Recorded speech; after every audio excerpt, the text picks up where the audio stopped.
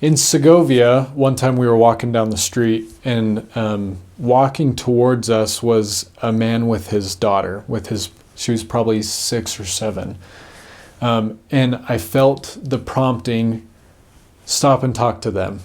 And as they got closer and closer, I felt stop and talk to them.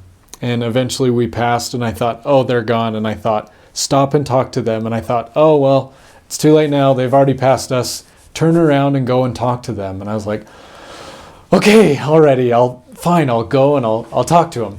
So I turned around and I went and I tapped him on the shoulder, and he turned around and he looked at me when he saw that it was, because we had made eye contact in passing. When he saw that it was me, he smiled.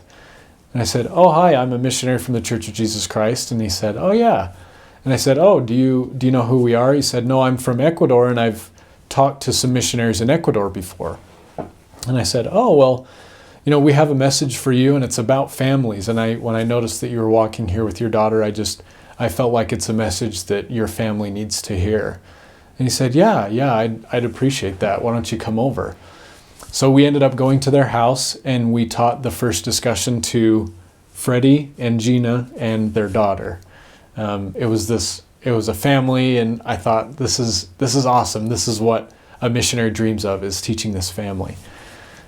So we taught them the first discussion. We challenged them to read the Book of Mormon, and they said, yeah, we'll do it. We said, okay, we'll come back on Wednesday. So we left. We came back the next Wednesday, and we knocked on the door. And this kid opened the door, and he was wearing a white tank top, and he had long hair, and he had tattoos all over. And I said, are Freddie or Gina here? And he said, oh, no, they're not here. And I said, do you know when they'll be back? And he said, no, I don't know when they'll be back. He said, but that book that you left them, he said, they didn't read it. And I said, oh, okay.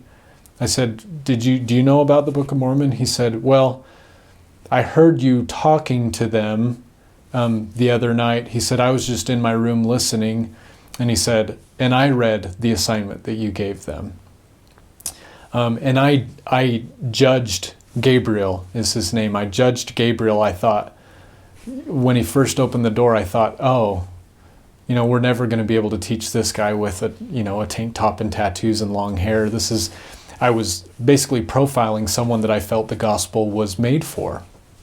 And Gabriel ended up inviting us in, and he said, yeah, I've actually made it to 2nd Nephi. And I was shocked. And Freddie and Gina came walking in while we were talking to Gabriel, and they said hi, and they just kind of went on their merry way. They started cooking in the kitchen, and here we were having this great engaging conversation with Gabriel. And he ended up getting baptized in the church. And I think that it's a valuable lesson that I learned, is that you might feel prompted to do one thing, but the whole purpose behind that could be to lead you to another thing.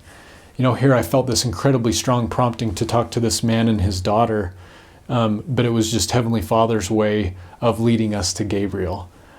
Such a cool experience, and I learned that was a valuable experience. One, to listen to the promptings of the Spirit, and two, that you can never really judge someone of how receptive or not receptive they will be to the gospel. Just to open your mouth and talk to everyone, and let the Spirit work its magic, and let them use their agency to decide if they want to listen to the missionaries or not.